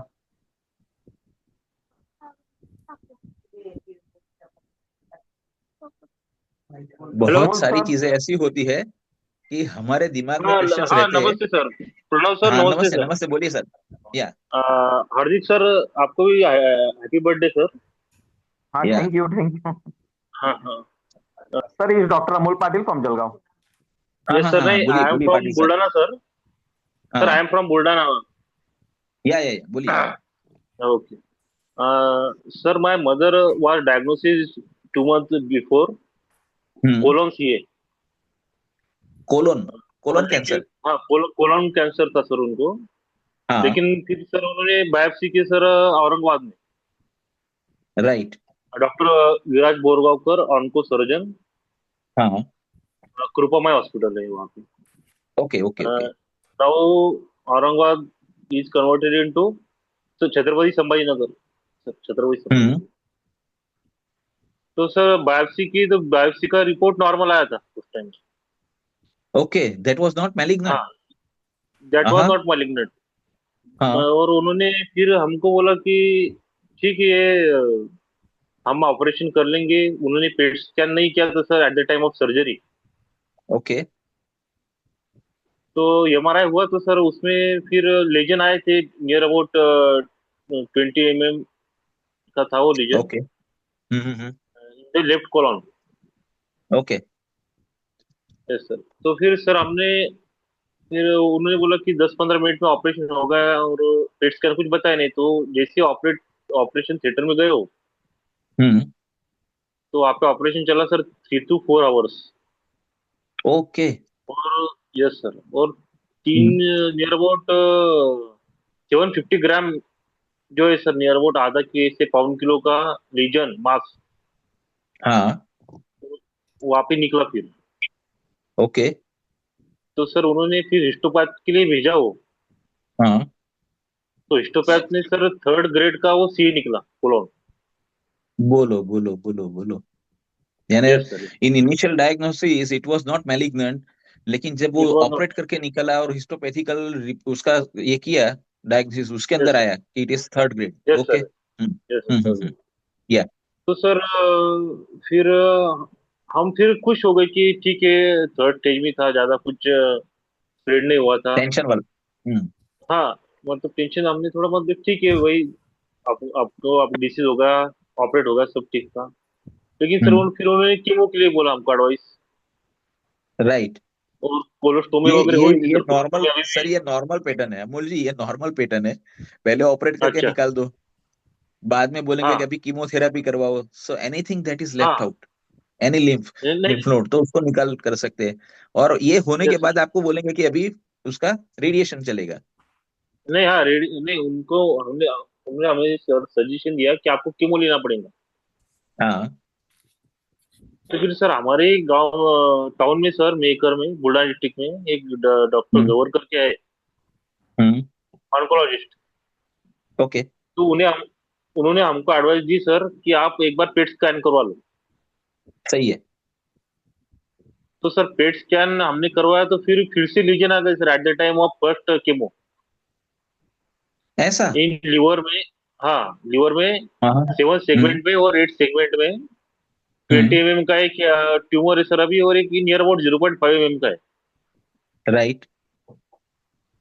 तो फिर अभी सर उन्होंने जो हिस्टोपैथ के जो अपने ये रहते हो ब्लॉक्स, हम्म वो फिर हैदराबाद में भेजे थे सर, वो टेस्ट करवाने के लिए कि कौन से राइट। टाइप का है, टारगेट थेरेपी के लिए। Fact fact fact. हाँ, लेकिन उसमें कुछ आया नहीं सर। मतलब हम्म वो बाउंस हो गए, मतलब कुछ उसमें निकला ही नहीं। ओके। तो उसके फिर अंदर वो फिर कैंसर से नहीं ब्लड। बताया। हाँ, उसके अंदर मतलब वो टिश्यू नहीं, नहीं उनको फाउंड नहीं हुआ उसमें। ओके। तो फिर हम्म हाँ, तो फिर ब्लड का इन्वेस्टिगेशन किया सर। हाँ तो ब्लड के इन्वेस्टिगेशन में वो कुछ जो डीएनए जो म्यूटेशन है, हाँ वो 2-3 म्यूटेशन बताए सर उसमें उन्होंने। ओके। हाँ, तो अभी सर कल परसों सर 3rd केमो हुआ उनका। हाँ तो अभी वो मैं उनको ऑन्कोलॉजिस्ट से फिर से मिला, तो अभी उन्होंने बोला कि it is not possible to cure 100% of your mother's hmm case. Right. Yes sir. तो नहीं सर सर देखिए जैसे हाँ तो बोलिए सर बोलिए।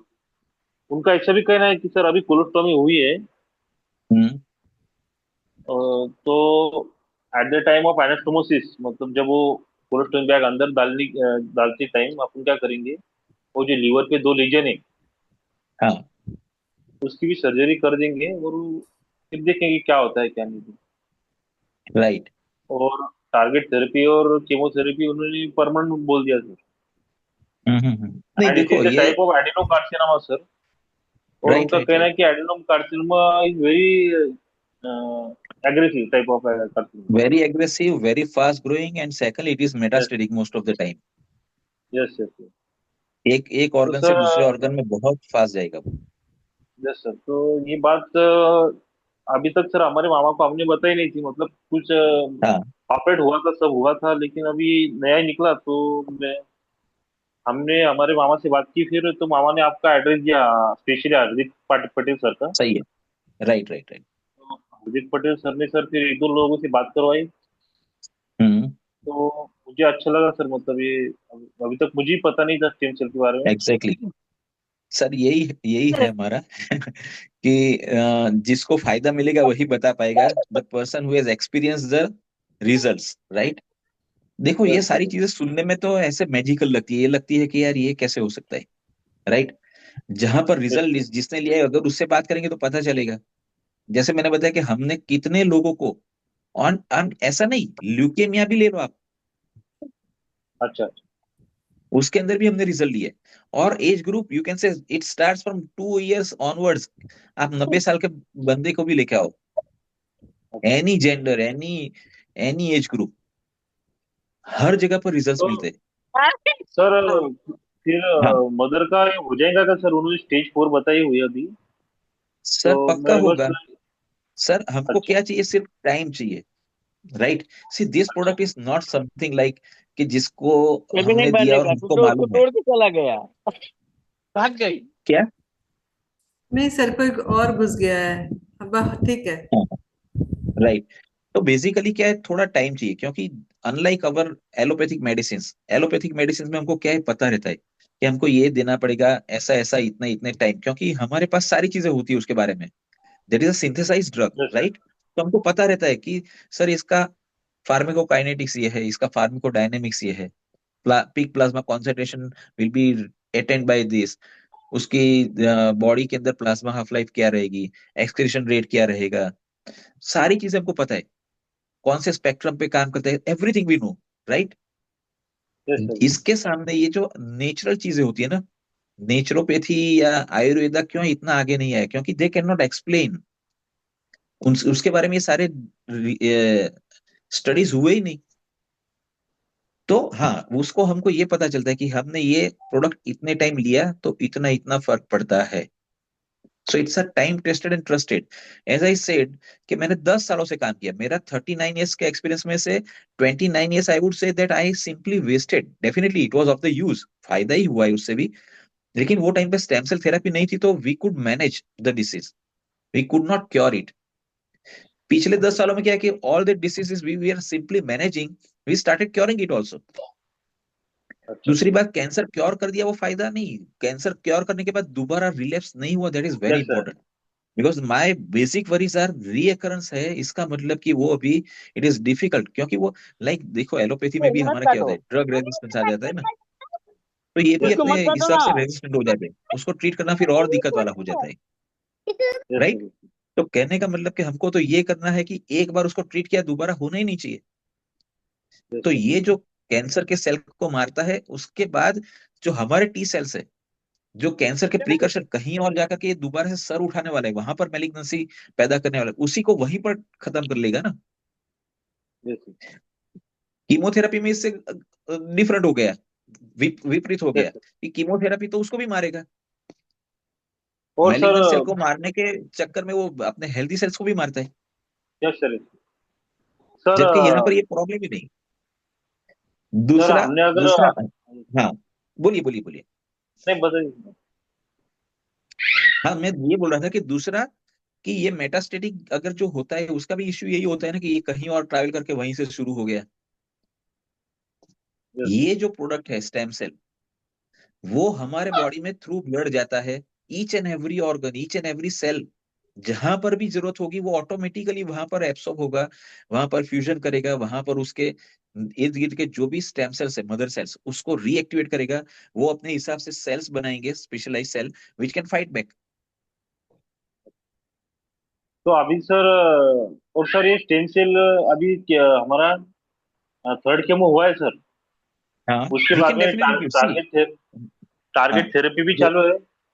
और हाँ। उन्होंने टारगेट थेरेपी के बाद में बताया हुआ है कि after 4th to 5th chemo हम्म। उनका प्लान है सर रिसेशन का, नहीं तो फिर रेडियोथेरेपी का। ओके। तो ये ड्रग अपने को उसके साथ में दिया तो कोई प्रॉब्लम सर? मैं वही बोलता हूँ कि सर, मेरे पास बहुत सारे ऐसे पेशेंट्स आते हैं जिनके ऑलरेडी कीमो चालू है, रेडिएशन चालू है, we can give along with that, उसके साथ दे सकते हो। उसके साथ देने से एक फायदा ये भी मिलेगा कि कीमोथेरापी से जो साइड इफेक्ट्स आ रही है ना, we can nullify that side effects along with that. Chemotherapy जा रही है, मान लो कि if you want to continue, I want say कि उसको बंद ही कर दो। If you believe in, you can keep it. लेकिन उसके साथ अगर ये जाएगा तो कीमोथेरापी के जो साइड इफेक्ट्स है, वो side effects it will B nullified. तो सर कितना टाइम ये तक ये देना पड़ेगा सर अभी? सर ये बेयर और मिनिमम आई वुड से, सर्जरी, हाँ, ये और जो है सर ना, फिर sir, yes sir, post surgery हो गया, पोस्ट कीमो, राइट, कीमो भी हो जाएगा, यस सर, तो उसके बाद कम से कम 8 to 10 months, minimum 8 to 10 months, अच्छा राइट।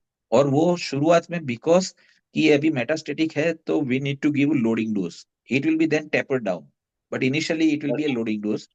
या शुरुआत में ये नॉर्मल केस में तो क्या है, सवेरे शाम एक एक sachet, that is more than sufficient. But in certain cases where it is life threatening and it's a metastatic cancer, तो वहां पर we give 2 morning 2 afternoon 2 evening, it's a loading dose, अच्छा and that will be for bare minimum 4 to 5 months. Then it will be reduced to 2 morning 2 evening, means 2 BD. Then it will be yes sir, reduced to 1 BD, and that will be just once a day, right? So yes average, I sir would say sir, the total tenure will be somewhere around 8 to 10 months. But it can अच्छा definitely eradicate the cancer. Secondly, chances of recurrence will be nil. अच्छा sir, तो फिर operate की एक जरूरत ही नहीं पड़ेगी का अगर हमने चालू कर दिया? ये चालू करोगे, मैं वही बोलता हूँ कि if we get that time, 3-4 महीने का टाइम मिल गया है जहां पर इसका प्रॉपर काम शुरू हो गया, उसके बाद ऑपरेशन की अच्छा, जरूरत ही नहीं पड़ेगी। जरूर, इवन इफ, हाँ हाँ, 100% नहीं पड़ेगी sir. Yes it's a recurrence case ना सर, हाँ, दो बार रिकरेंस केस उनका में भी, ये हो गया। हाँ, सर, ये अपने तो पास मैं बोलता एग्जांपल हूँ भी होंगे ना कैंसर सर, का यही मेटास्टेटिक लफड़ा के है। Cancer, sir metastatic cancer cure का अपने पास मतलब पेशेंट होंगे ना सर? बहुत सारे पेशेंट्स है, बहुत सारे पेशेंट्स है सर। मेटास्टेटिक यानी क्या होता है, सी कैंसर एक जगह पर आया, कहीं से वहां से कहीं और शिफ्ट होना शुरू हो गया, राइट, दूसरे ऑर्गन्स तक जाना। इवन हार्दिक सर के इसमें इसमें भी यही प्रॉब्लम्स आना शुरू हो ही गया था। यस सर, बहुत हार्दिक सारे सर ने बताया पेशेंट्स है। सर कि उनके मदर को हुआ था। हम्म, बहुत सारे हैं, बड़ौदा के अंदर भी बहुत सारे हैं, अच्छा सूरत में है, अच्छा एवरीवेयर।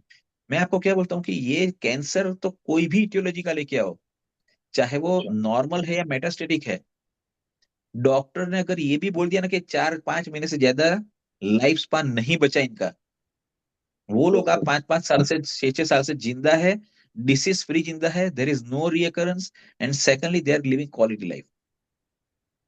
अच्छा कैंसर जाना ठीक होगा जगह ठीक नहीं है, दोबारा से जो होता है ना हमेशा होता है, वो नहीं होना यस चाहिए, यस सर, राइट।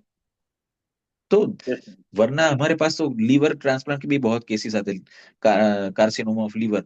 तो हिपेटिक कार्सिनोमा में उसके लीवर को निकाल करते हैं, बाद में ट्रांसप्लांट करते हैं, 2 साल के बाद दोबारा से आईसीयू में चालू, यस सर, 50-60 लाख 65 लाख खर्च करने के बाद, they do not have a quality life. Every 10 days, 15 days, and a month, they need to get admitted in ICU. So that is not a life that one need to live. उससे बेहतर है कि वो वहां से निकल जाए। ये वो चीज है कि वो दिया तो लीवर का सिरोसिस है या कुछ भी हो, सारी चीजें वो मीन्स क्योर करता है, दोबारा से नहीं होने देता। यस सर, या yes sir, we will coming sir 2 to 3 sir, month, 2 to 3 हाँ, days कोई देखो, मैं and वैसे भी अभी 3 दिन के बाद निकल ही रहा हूँ। I be there in Baroda on 10th। तो 11 को छोड़ के, क्योंकि एक दिन तो जेट लेग रहेगा right. yes sir, secondly I can not get proper sleep in travelling. तो जाकर के yes एक दिन तो 12 के बाद एनी टाइम कहीं पर भी किसी को भी आना है, we are always most welcome. बाकी अच्छा मेनली मेरे को सिर्फ 2 चीजें चाहिए, मुझे ना पेशेंट को yes देखने की जरूरत है ना कुछ, मुझे एक बंदा जो ओपन माइंडेड है, जो मेरी बात सुनेगा, अच्छा राइट, और yes sir, reports, yes sir। 2 चीजें चाहिए, नहीं राइट सर, सर। आपसे बात करने के बाद बहुत अच्छा लगा सर, क्योंकि राइट हमने सर। वो छोड़ दी थी, तो सर आप मतलब जिस कॉन्फिडेंस से अमोल जी, बात कर मेरे रहे हैं पास सर। वही आते हैं कि जिनकी होप्स छूट जाती है। हाँ सी ऑलवेज, तो इट इज ऑलवेज वेयर, हमारे लिए तो पहले कौन है, डॉक्टर डॉक्टर को हम भगवान का रूप मानते हैं कि अगर हमको कोई लाइफ बचा सकता है, दे सकता है, तो वो डॉक्टर है, यस राइट। लेकिन जब वो भी बेबस हो जाता है, उसके भी वो ऐसा नहीं कि वो आपको मारना चाहता है, वो भी बचाना ही चाहता है, लेकिन certain things are there which are limitations. उसके हाथ से निकल गया केस, अभी he can not do anything, he will then have to raise the hand कि भाई whatever we could do we did our best and now nothing can be happen. वो patient मेरे पास आते हैं और वो जब आते हैं उनको हम ठीक करते हैं, तो सोचो वो ब्लेसिंग्स क्या हो गया। Thank right you sir. Sir. या थैंक यू। और का कोई और सवाल? किसी को कुछ क्वेश्चन? हार्दिक सर। नहीं नहीं, और किसी को कुछ क्वेश्चन है?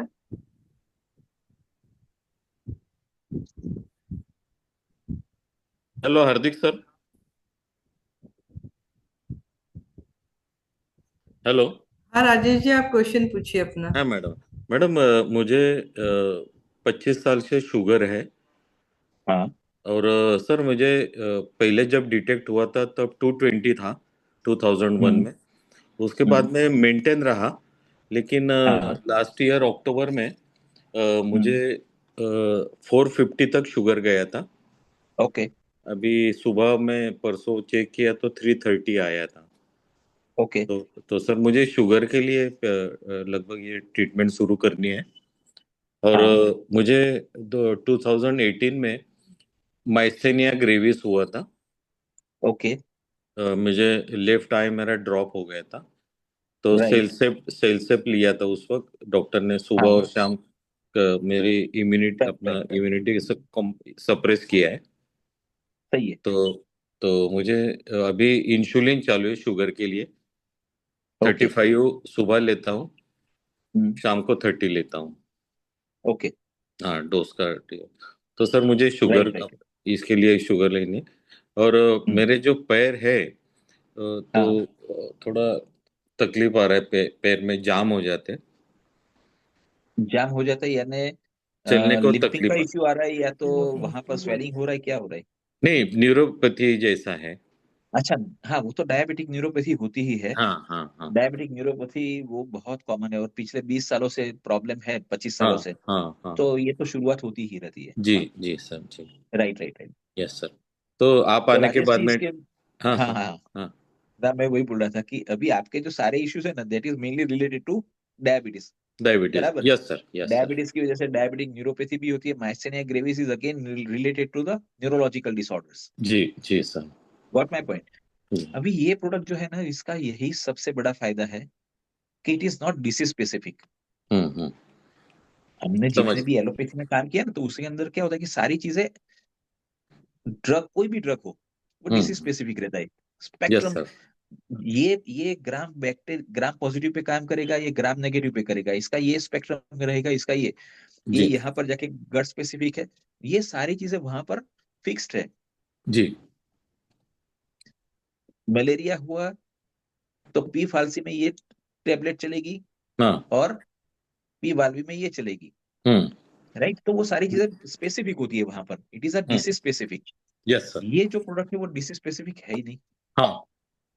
आपने ये लिया, जीप के नीचे छोड़ा, जीप के नीचे छोड़ा, वो गया सीधा ब्लड में, blood stream everywhere it will reach. जहां जहां पर भी स्पेशलाइज सेल डैमेज की वजह से जो जो इश्यूज आ रहे हैं, हम्म। ऑर्गेनल डिसऑर्डर्स, जी। Diabetic is not a disease, हाँ। It is a disorder of your pancreas. Hmm. Because of what? Because the beta cells which are regenerating हम्म।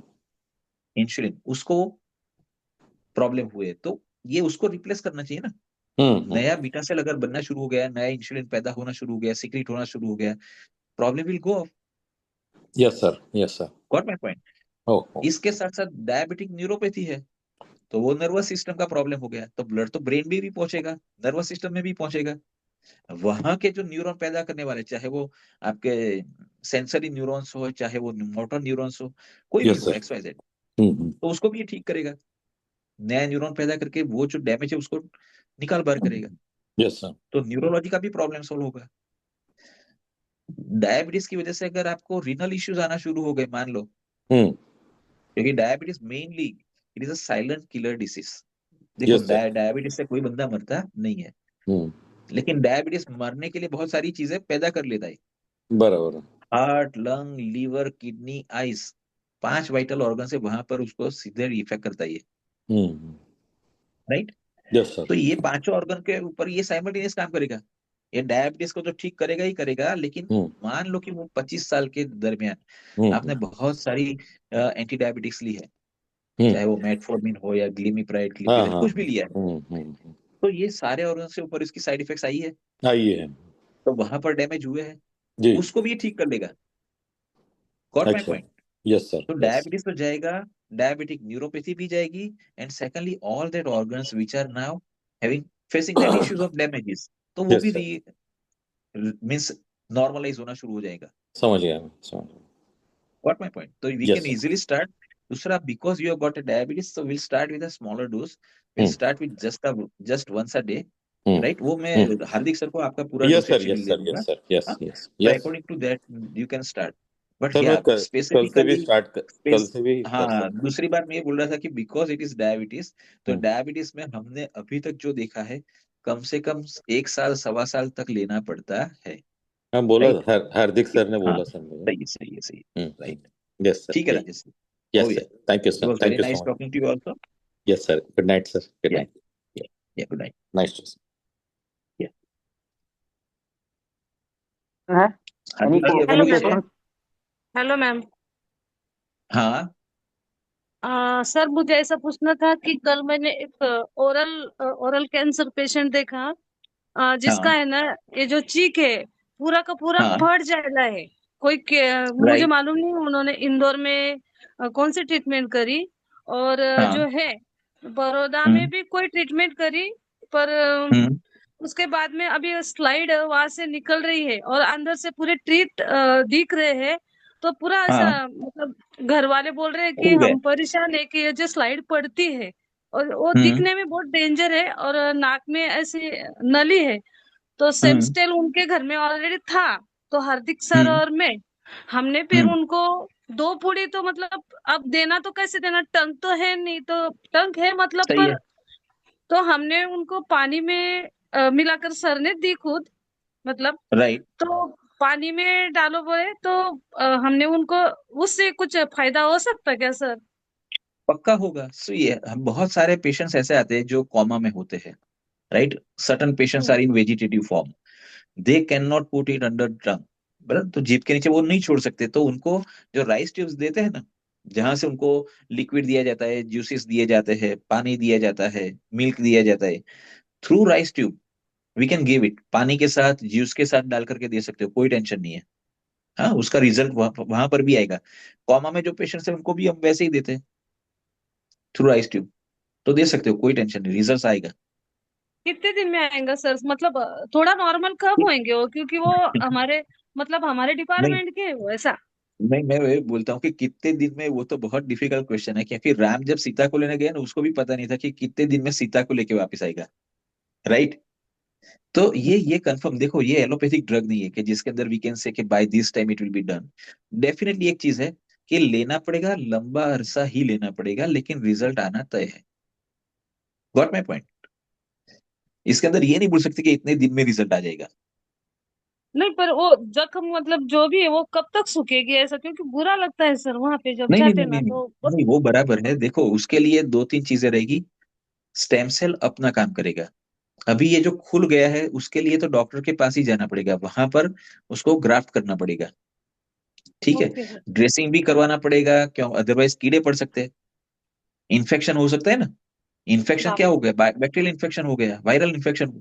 तो बैक्टीरियल इन्फेक्शन अगर होना है तो उसके लिए तो एंटीबायोटिक ही चाहिए।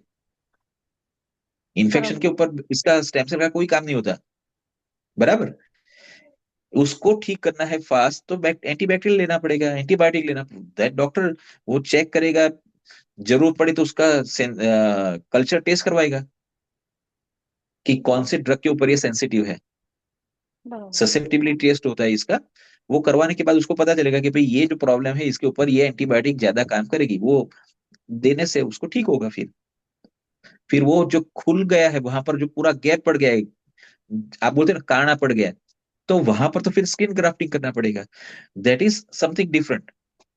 जो कैंसर है उसको निकालने के लिए हमको स्टेम सेल की जरूरत पड़ेगी, तो that you can definitely start, ठीक है। तो ऐसा नहीं कि ये शुरू किया तो डॉक्टर के पास जाना बंद कर दिया, वो अलग डिपार्टमेंट है, उसके लिए उसका ही जरूरत पड़ेगा। दैट इज वाई वी से कि डॉक्टर को कभी नकारो मत। वो बंदा इतना पढ़ा लिखा हुआ है, इतना टाइम दिया है, इतनी प्रैक्टिस कर रहा है, किसी को ठीक करने के लिए कर रहा है, वो दुश्मन नहीं है। तो वो supportive what ever they can do, they let them do. सही है मैडम? सही है सर, मतलब ट्रीटमेंट चालू ओके। रखनी है स्टेम सेल के या साथ। नहीं, वो तो चालू ही ओके रखनी पड़ेगी। हाँ। Okay okay sir, thank you sir. Okay okay okay. Hello. या डन हार्दिक सर, रेनू मैम। मेरे ख्याल से तो क्लियर है, अभी कोई इश्यू नहीं है, क्योंकि काफी अच्छे से आपने बता दिया है। और जो भी कुछ बच गया होगा मेरे ख्याल से हार्दिक सर से पूछा जा सकता है बाद में। ठीक है सर, तो मेरे ख्याल से मैं हार्दिक सर यहाँ इज अ एंड करती मास्टर। हूँ। वो हार्दिक सर मेरे को लगा देते हैं सामने, बाकी हार्दिक सर वो सारी चीजें जानता है जो मैं बोलता हूँ। हाँ सही बात है। उन्होंने खुद ने सारे एक्सपीरियंस कर लिए अभी तो। फिर भी जब भी जरूरत पड़े आई एम ऑलवेज अवेलेबल, कोई टेंशन नहीं है। जैसे मैंने बताया 12 तारीख से मैं बड़ौदा में भी मिल जाऊंगा, कोई टेंशन नहीं। ठीक है, वहां ठीक है जाकर के भी बात हो सकती है। अभी 2-3 दिन बात इसलिए नहीं होगी क्योंकि अभी 2 दिन में मेरे को पैकिंग करना है, certain things which are suppose to be brought यहाँ से लेके आना है मेरे को, जो वो सारी चीजें इकट्ठा करना है, लाना है, पैकिंग में जाएगा। Day after tomorrow I B living, तो फिर ट्रांजिट में वो मेरे से बात नहीं हो पाएगी, राइट। और आने के बाद एक हेलो दिन मैं एक्स्ट्रा लूंगा। हाँ पाठक जी अमोल बोलिए। Sir, Amol sir. हाँ अमोल सर। सर बोलिए बोलिए।